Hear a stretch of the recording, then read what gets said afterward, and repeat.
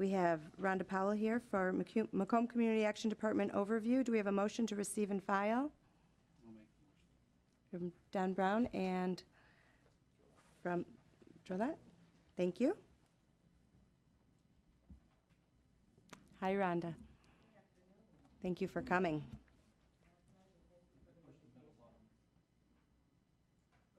On the microphone. Thank you. Remember to say next, so Mike can switch the screen. Gotcha. Okay. All right. Let's give a minute for the dream team to assemble up here.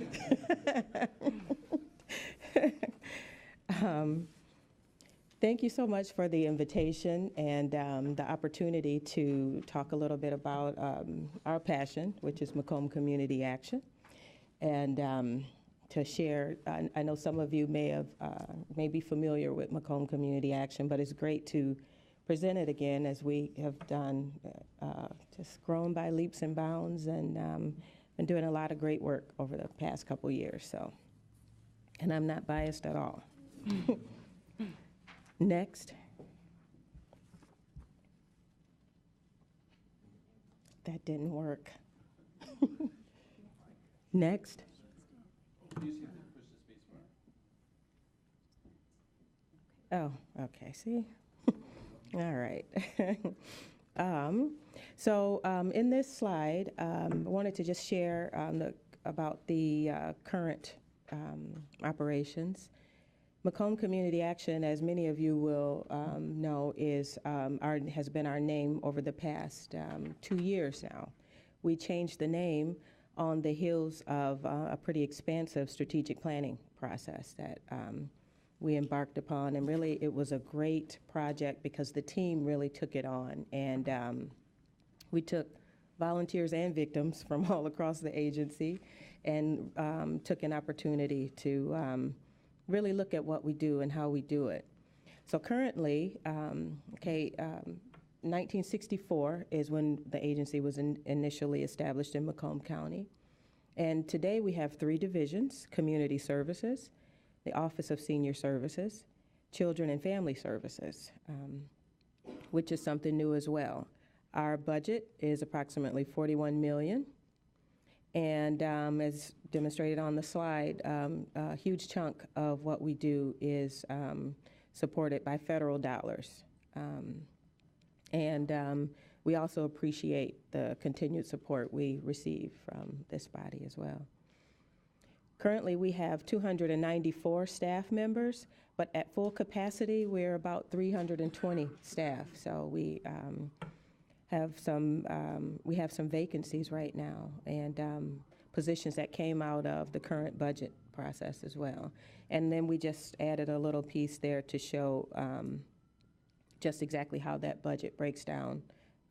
We're very proud of the fact, I'll put a plug in for Gary, who's here, that we keep our administrative cost under the allowed 10%. So we make an effort to do that. Okay, now I don't know. Next. I just tapped it again. Should I say help me, Mike, or some magic words? All right. Okay, all right. This is just a brief snapshot of our current organizational chart. And we look forward to even having that evolve. With some of the work that we're doing, we want to use more of a Venn diagram in the future to show how programs are related. Divisions can kind of speak to silos, so we really want to get away from even those terms. So we are a work in progress. And just a little bit more, like I mentioned, about the strategic plan that we had in 2015. It really was championed internally. We really are fortunate to have a great deal of subject matter experts across our divisions and throughout the agency. And we pulled together to kind of do an in-depth analysis of, what have we done over the years and what has that gotten us? The funders have changed their expectations, and certainly the needs in the community have changed dramatically. So we really want to challenge ourselves to make sure we're using our resources to adequately meet those needs in the most efficient way possible. We, as I mentioned, we changed our name. It was formerly McKessa. And out of that came 3 strategic goals: organizational development, diminish poverty, and promote independence. And those areas are really the lens through which we look at everything. So the potential for new programs that we have opportunities for, does it do one of these things? So, and our mission, we changed the mission: persistent action to diminish poverty and promote independence. We're very proud of that mission. I do quizzes every once in a while to make sure people can recite it. But it says a lot about what we do, and we want to be very intentional and deliberate about providing a service that holds us accountable, holds the people we serve accountable, and provides impact. We really are shifting our efforts to promote collective impact. So it's not just what we do, but it's the partners that we work with. You can't be all things to all people. But what we can do is use our position in the community to convene the right groups. There are gaps in service, but we don't need to provide them all.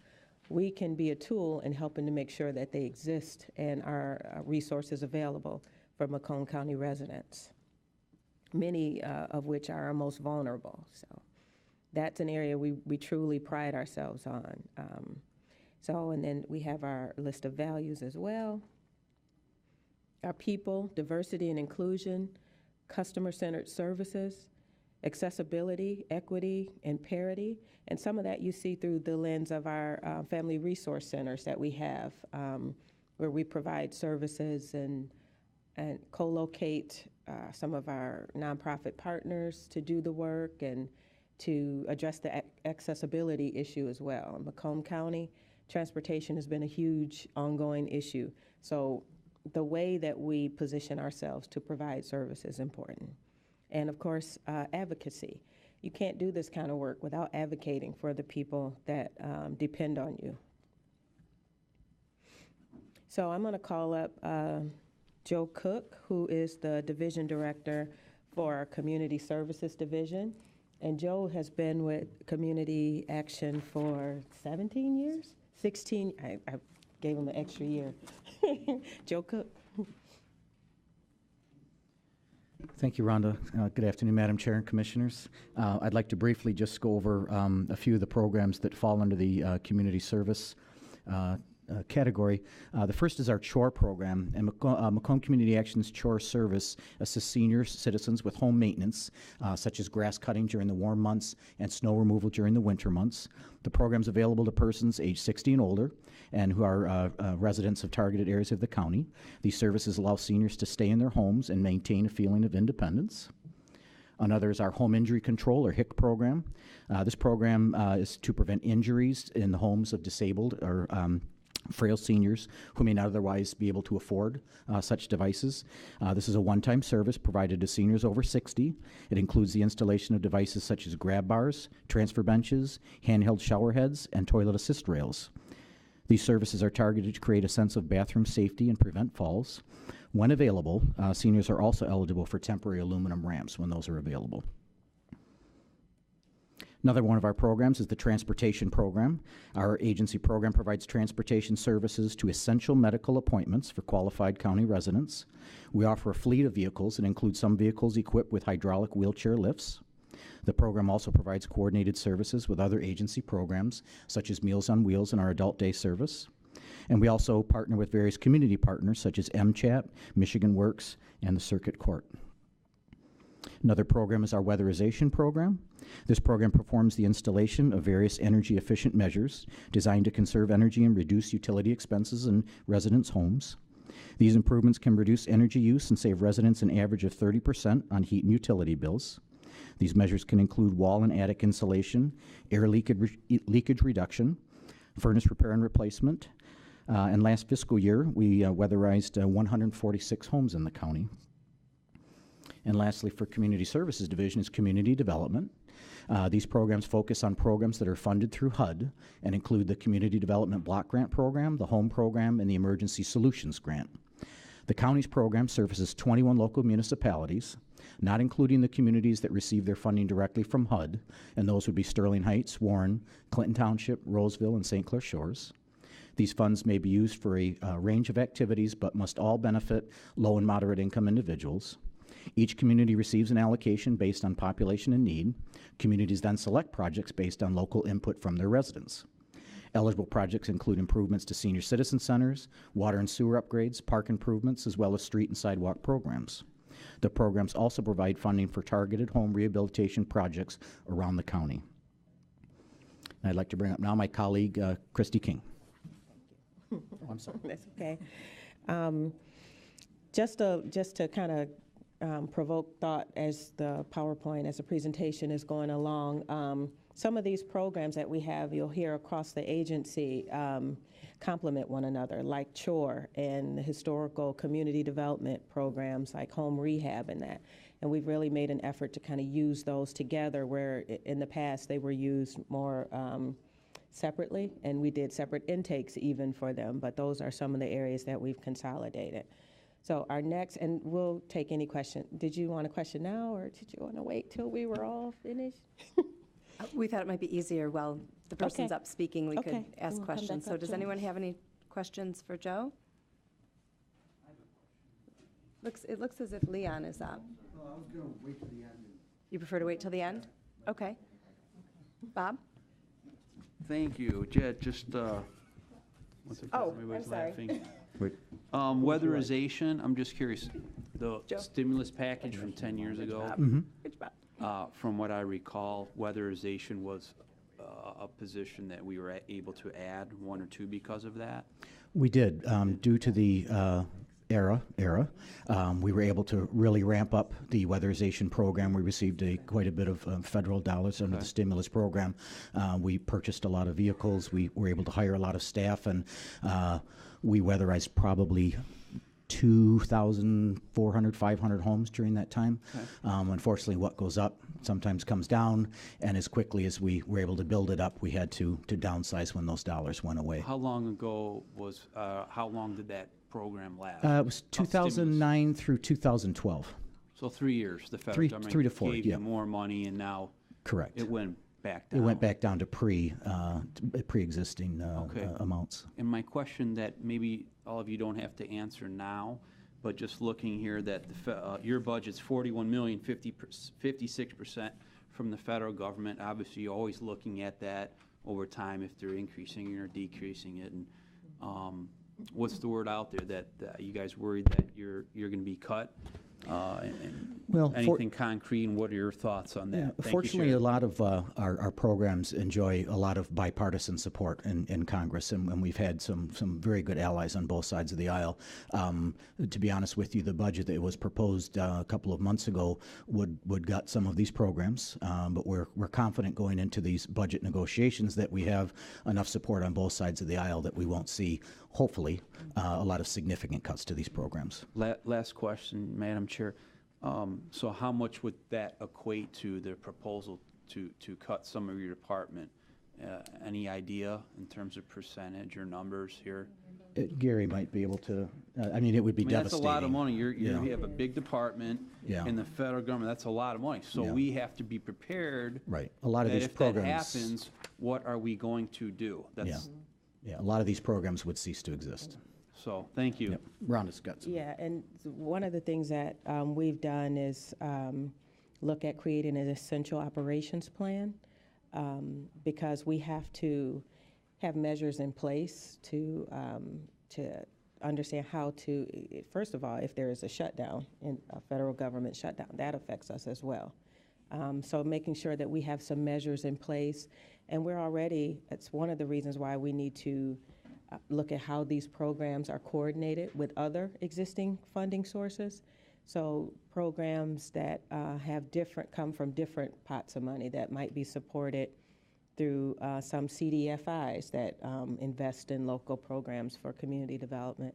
We are looking at all those different measures to try to diversify the funds that come in. You're welcome. Okay, any more? Okay, thank you. Okay. Commissioner Smith, you have a question for Mr. Cooke or for Thank you, Rhonda? Madam Chair.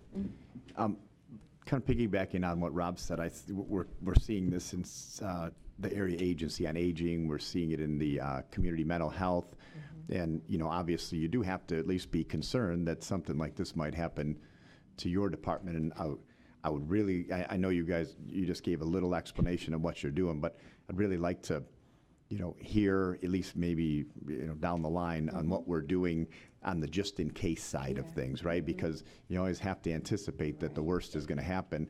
This is what we would do, or this is kind of how we're seeing this happen in the future. I just, excuse me, have seen, and I don't expect that you are going to do this, but I've seen it where it almost seemed like someone, they put their heads in the sand kind of and just said, well, it's not going to affect us. And I just would love to hear your guys' plan. I don't need to hear it right now, but and we can certainly share that. Like I said, one of the things we put in place, I already had the Debbie Downer conversation with our leadership team, but we do unfortunately have to think that way.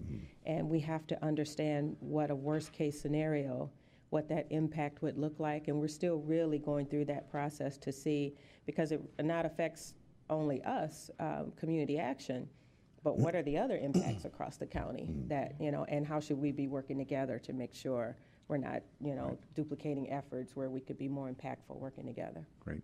And one of the things that the commissioners, some of us more than others, Commissioner Carabelli, which is good, we always look at how to combine and work together. And you mentioned that, Joe, that you guys do a lot of, you know, cross, and one of them you said was transportation. I always think that veterans has an issue with transportation. I'm just wondering, do you guys cross the line over with them too to help? I mean, I imagine We do. We will work with Laura Rios when she has cases arise where she needs transportation for some of her veterans, and we work with the Circuit Court on the jury shuttle, and Michigan Works on getting people to some of their things. So, and MCHAP, yeah. Perfect. Thank you. Very good. Commissioner Drollet?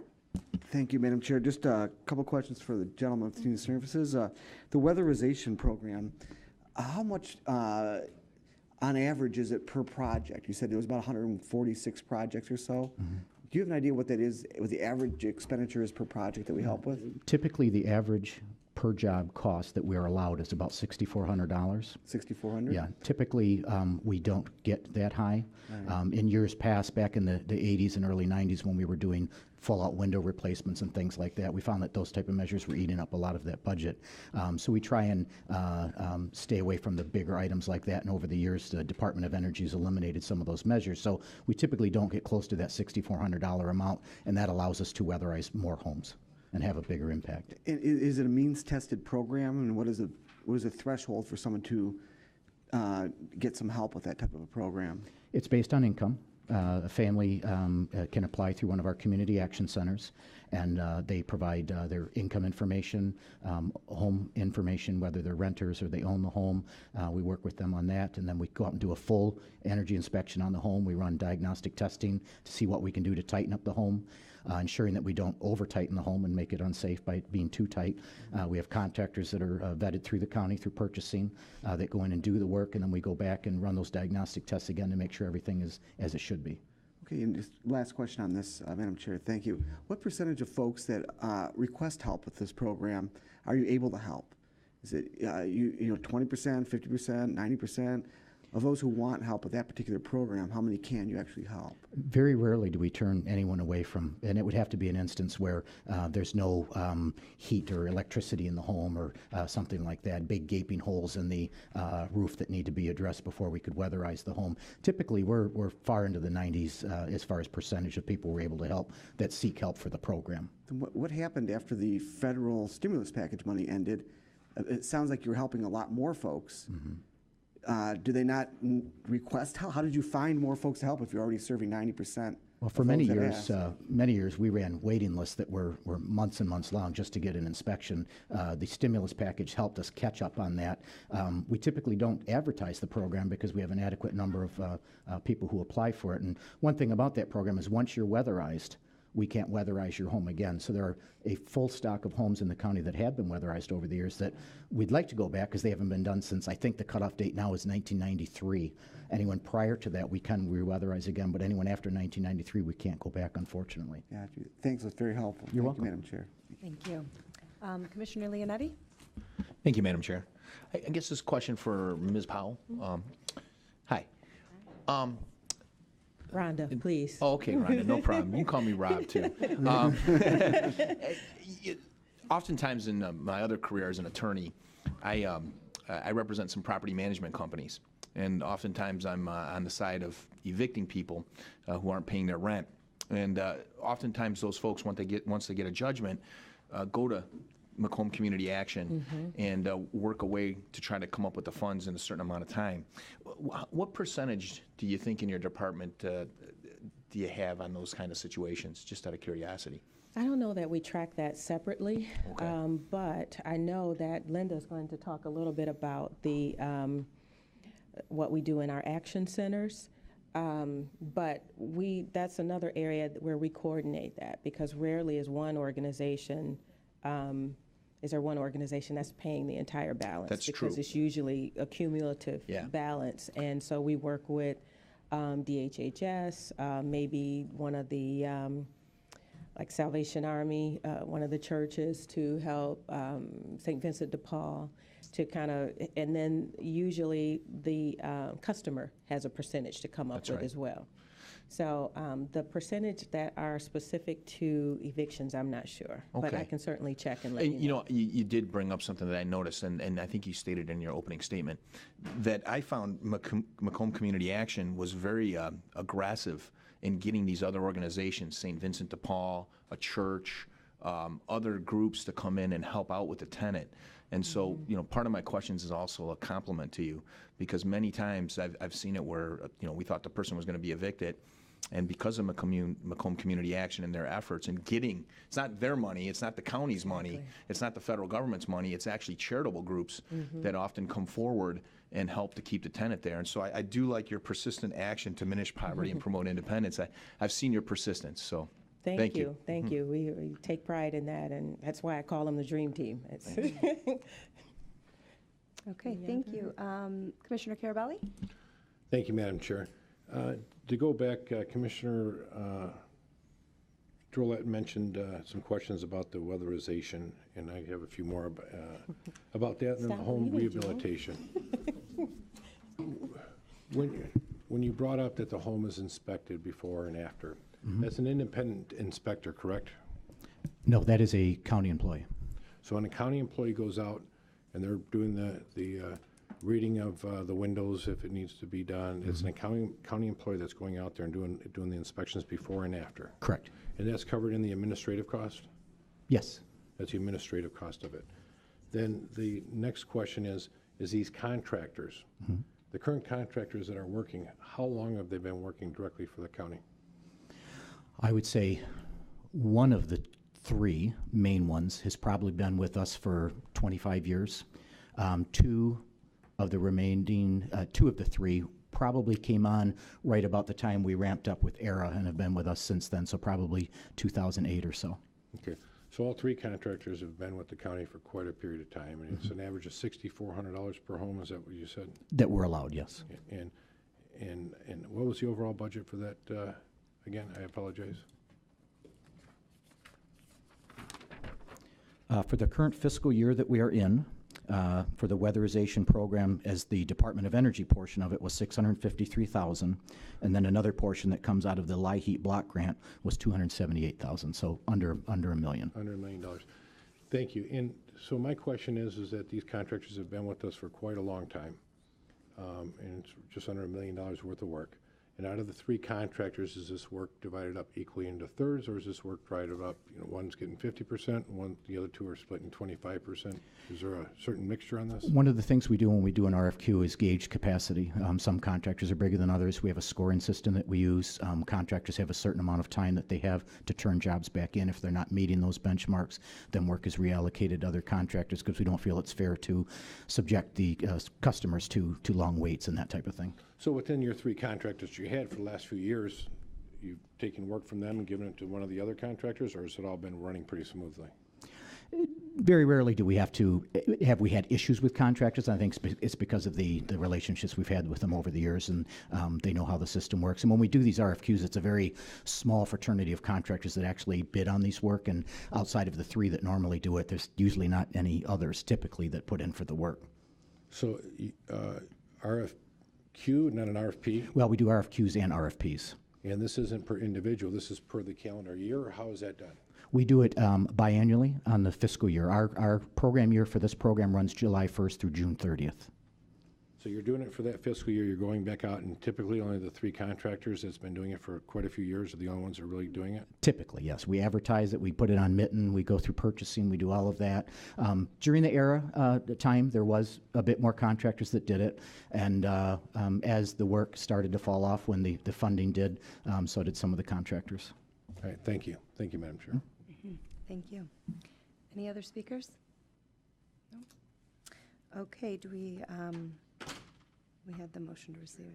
Oh, I'm so sorry. You're right. okay. I'm so sorry. We have Kristie King. Yes, so Kristie King has been with us for 7 months, and we threw her in like we do everyone. But she's hit the ground running, and we're very proud of what she is accomplishing with our seniors, and so she'll present some of the up-and-coming things with seniors. Good afternoon. So primarily under our Office of Senior Services, our Meals on Wheels program, of course. Our largest portion of what we do under seniors are our senior nutrition.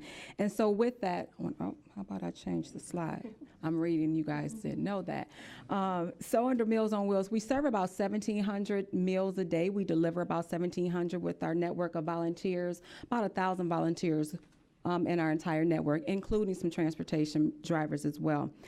So we serve about 1,700 meals a day. We are one of the largest chapters here in Michigan. We're proud to say that, so we work pretty hard. In addition to that, we also have our dining senior style, so that's our congregate meals, where our seniors come together at about 22 sites throughout the county and have a meal together. And we serve about 300 to 400 meals a day on that, give or take. So daily, about 1,900, 2,000 meals a day we have going out for our older adults. So our adult day services, our wonderful program over at the Verkulen building, we do welcome you guys to come out and visit. It is a fun day. And so that is our partnership with Martha T. Berry that we're very, very proud of. And it combines the social and medical model together. So it allows us to provide some of that medical care for some of our seniors that come in. Priority is given to those with dementia and Alzheimer's, so it's a very, very structured environment for them. Activities, we provide the meals, which the meals go through our Meals on Wheels program, and everything is supervised. All the activities, they're engaged daily. Transportation is provided for some, and family members will drop off others that may need the services through the day. So we have about 15 we serve on a daily basis, average give and take, just depending on what the need is. Am I going? Yes. And our resource advocates. So those are our specialists that actually go out into the homes and meet with seniors that may not be able to go out on their own. And so we provide a lot of in-home assessments for our Meals on Wheels, assessments for other programs, Affordable Care Act, tax credits to make sure they're getting their heating credits, Medicare, Medicaid assistance. When Medicare Part D time comes up in October-ish, we have appointments where they can come in or we go into the homes and service them themselves. In addition to connecting them with different partners that we've talked about already throughout the county itself. And last but not least, is our evidence-based program. So we do have some programs that we actually offer in the community, throughout the community. One is our falls prevention program, which is Matter of Balance. That's an 8-week program where caregivers or senior itself can actually come in and learn some techniques and activities around fall prevention. We know that's a huge thing, and seniors that fall, often we know that sometimes it's not a good outcome. And so it's a interactive kind of sessions where they actually interact with 2 facilitators, do some exercise in addition to some ongoing book work. And then it's our PATH, Personal Action Towards Health. That's a program that's also offered throughout the state, and actually throughout the country. It's actually called Chronic Disease Self-Management. So it's a program offered through Stanford. We offer this workshop. It's a 6-week workshop, and it works on empowering people to take an active role in managing their chronic condition, whatever their healthcare issue may be. And that's, again, for caregivers or for the senior itself that wants to take an active role in managing their health and what that looks like. And any questions? Silence. No. Sure, that's not it. Commissioners, are there any new questions? Madam Chair, I just want to thank you and the staff for Commissioner taking Manton? time a few weeks ago to meet with me to learn more about Meals on Wheels. Thanks. We thank you. We invite anyone to come out and have conversations with myself or our staff. We invite you guys to come out, pick up a route, volunteer. About an hour out of your day. It's a lot of fun to connect with the seniors and kind of see what's going on and kind of visit what we do over at the Verk building. Thank you. Okay. Thank you, Kristie. So our last presenter is going to be Linda Azar, who is a familiar face because she has been the face of our nonprofit arm, the Macomb Food Program. And I thought it was important for you to see the faces that represent these programs. And often it's not known that the food program is our nonprofit arm. So we have staff that help to support that. And Linda is our primary champion. Also noteworthy is that Linda is now a division director with Macomb Community Action, and she was formerly a program manager, but she's just that phenomenal. So, Linda. Good afternoon. So I'm going to start with speaking a little bit about our community action centers under the new Children and Family Services Department. We now have the community action centers, which fall under 2 family resource centers, both in repurposed vacant school buildings, one of which is the Max Thompson Family Resource Center in Warren, and the other being the Macomb County Family Resource Center in Mount Clemens. We also have satellite centers located in New Haven and Romeo. Our Family Resource Centers assist with eligible customers with utility shutoffs, rent and mortgage assistance. We also recently opened, with a partnership with the Macomb Food Program, a client choice pantry, and it really lends itself to a grocery style store setting where people basically get the opportunity to shop for foods that their families actually will consume, as opposed to us forcing food upon them, which is very typical of the food pantry setting. So we're really proud of that model. We also distribute commodities and Focus Hope out of that site, which is really beneficial because it helps us really stretch the amount of food that families are getting, because we receive the food from the USDA to distribute through commodities, whereas the emergency food side is more difficult to maintain because we have to raise funds and do food drives and things of that nature to be able to sustain that part of the distribution. We also obviously partner with lots of different organizations in both of those buildings to make it really truly a resource for the community, some of which we have in our centers are the Good Shepherd Coalition, the Macomb Homeless Coalition, the Community Housing Network, and also a partnership with Detroit Arsenal for some youth programming. Next, near and dear to my heart, is the Macomb Food Program, and as Rhonda mentioned, that is our nonprofit arm, our 501c3, which is governed by a board that I work with very closely to ensure that we continue to be able to support over 50 pantries throughout Macomb County. We're very unique in that as a food bank, which in essence that's what we are, we do not charge any of our community partners that we support with food on a bi-monthly basis for any of the food that they receive, which is very unique. I purchase most of the food that we are able to buy through Gleaners Community Food Bank. We also, within the last few years, partnered with Forgotten Harvest, and they are strictly recovery. And what we were finding is they were recovering food in Macomb County, but it didn't always stay in Macomb County. So we met with the team and we decided that we would take on the recoveries of places like Nino Salvaggio and Kroger and some of the other local grocers. We recover that food directly, and then we take it to low-income senior housing sites and other distribution in our mobile type setting. We distributed over 3 million pounds of food to over 220,000 individuals in 2016. That includes commodities, focus, hope, and emergency food. We also, if anyone was able to catch the Channel 4 News yesterday, they introduced our new Mobile Fresh, which was an initiative that we were able to have basically a grocery store on wheels. And the intention is that we get more healthy foods out into the community, really targeting our seniors and our children, who oftentimes are not getting the healthiest food options, especially in the pantry distribution setting. And last but certainly not least, our Children and Family Services has the Head Start programming, early childhood development and education for eligible pregnant women and families with children 0 to age 5. We served in Head Start 842 children in 2016, and Early Head Start and our child care partnership served over 180 children. This is comprehensive support services for children and families with evidence-based curriculum, wellness services, and individualized education support. We have partnerships with 19 school districts, and we recently added in 15-16 East Detroit. Our classrooms are located everywhere from school buildings, early childhood centers, churches, and in-home child care providers. And that's all that I have. Any questions? For Mrs. Azar. Are these new or old questions? Bob, do you have a recent question? Okay, Commissioner Smith. Thank you, Madam Chair. Thank you for coming here today. All of your programs are so worthwhile.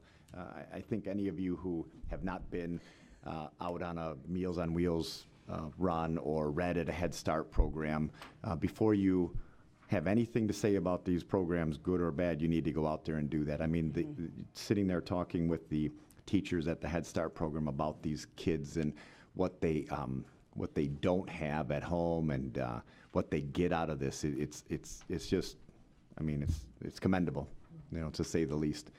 So that being said, I do have kind of an interesting question for you that I just don't know if you're required to weigh the food or not. How do you come up with 3 million pounds of food? So most of the food that we get from the USDA is already pre-weighed. So when we invoice, most of it does have poundage to it. So when I buy from Gleaners, for example, I could spend in upwards of $10,000 to do one pantry distribution day. It actually comes with weights on it. Oh, okay. Just sounded like Yes, it does. It absolutely does. a And lot we of work also have weighing a 3 large million pounds of scale food. that probably could accommodate 7 of us on top of it. It's a large scale that can accommodate totes. So for the letter carrier's food drive, we can actually weigh the food that's donated by the public. Great. Thanks. So we do weigh it. Great. But don't forget to leave food out this coming. Yes, this Saturday.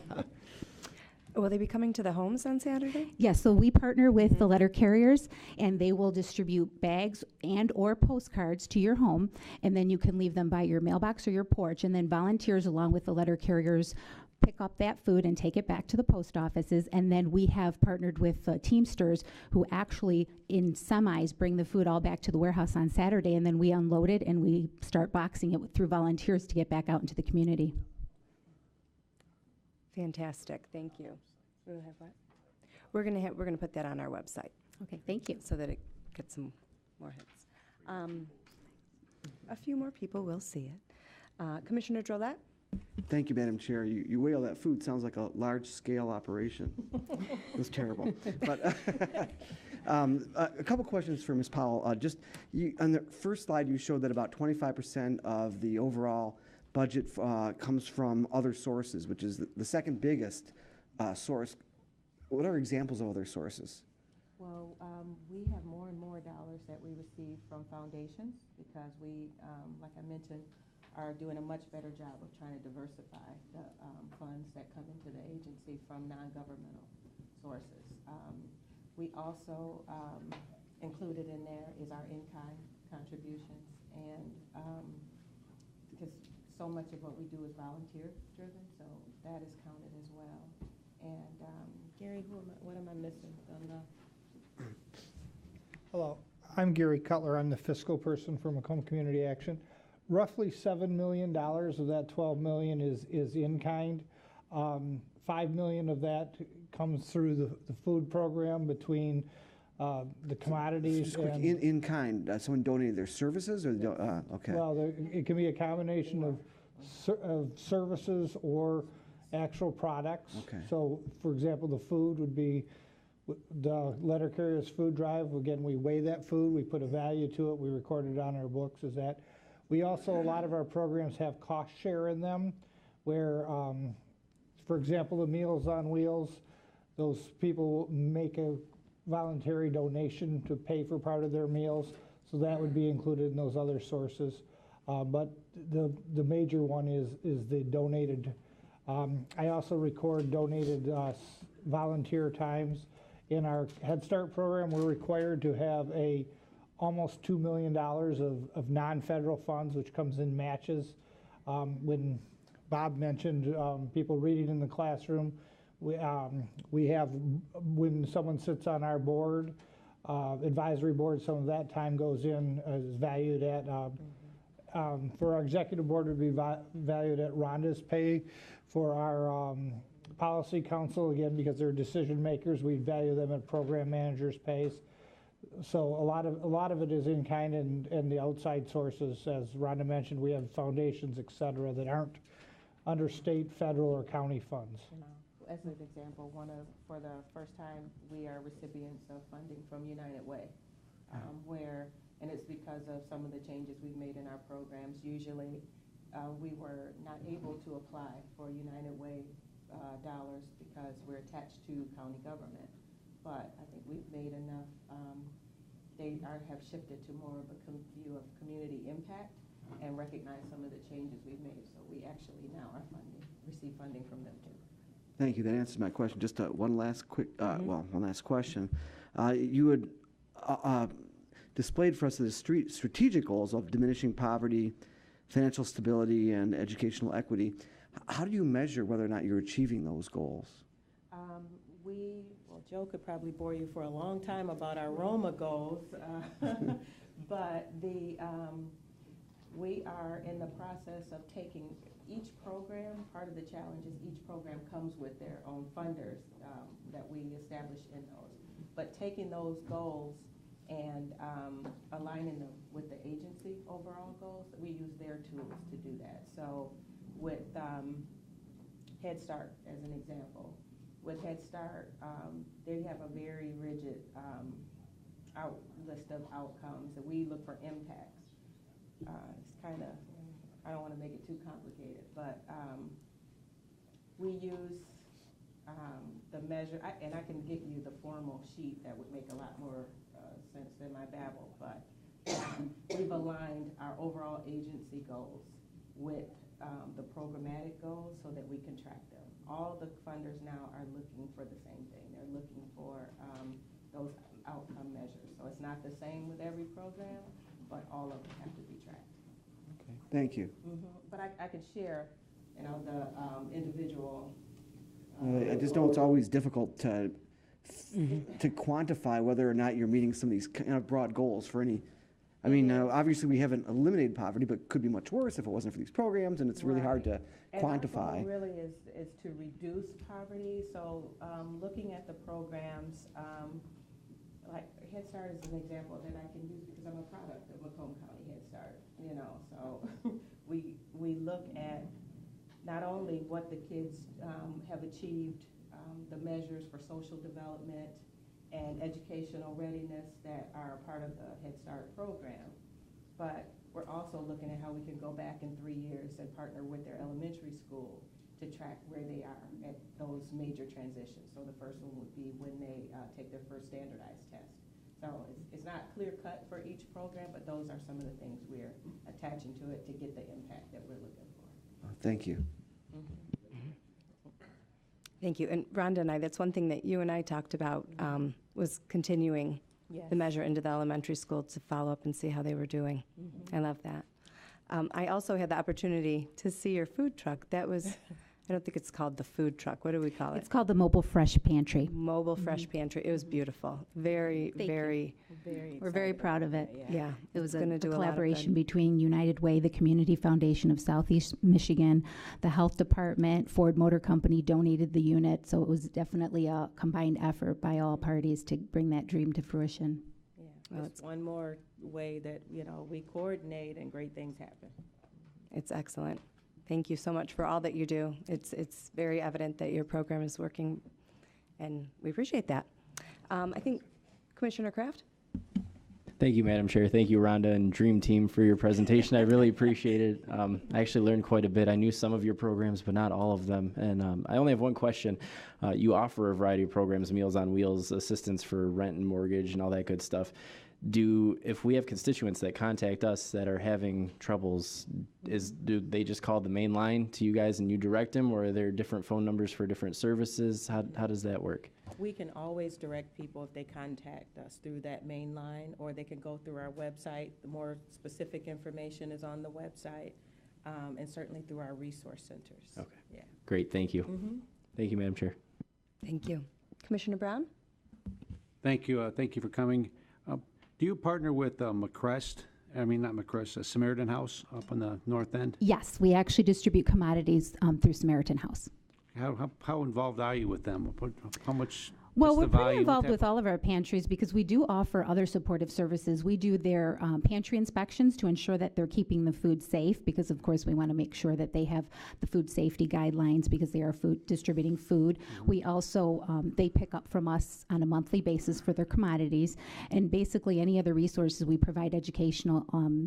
We do classes based on food safety and referrals and things of that nature. They refer to our action No, centers yes, as well. Do they require certifications that you help them with? The food safety piece. So I am food certified, so I physically go out to the pantries to ensure there's a basic checklist to ensure that, you know, the food has to be so many inches off the floor, so far away, if their cans are dented, all of those types of things. So, and then of course, during the course of the year, if they have questions, they also have to go through a civil rights training to ensure that they are meeting our civil rights requirements. Okay, that's very good. And early in your presentation, you talked about the percentage of your budget and so forth, and the number that stuck out at me was a 7% administration cost, which is pretty good for most grant programs, or 20% or much higher than certainly 7%. And you mentioned, but I want to call out Gary Cutler. He's been a steady hand at that agency for a long time. How many years you've been over there, Gary? But as long as I've been on the board, and that budget's always been good. It's always been tight, and there's a lot of things going on over there to track and quantify, and it's got to be a complicated job. But I just want to say thank you again on behalf of all of us for the work you do, because that administration cost was higher. It's obviously less money going to the street where it's needed. So we appreciate that, and all the work of all your team for that you do to try to be the cost conscious as you can, because we need every dollar. And you see where it needs the most, the families that are really hard up right now. And so we appreciate your work. Thank you very much, and thank you again, Gary, for your good work for us. We appreciate it. Thank you. Are there any more questions? No? Okay, we have a motion. Let's vote on your iPads. Okay, I'm not going to touch it. I'm just gonna I don't know what happened here.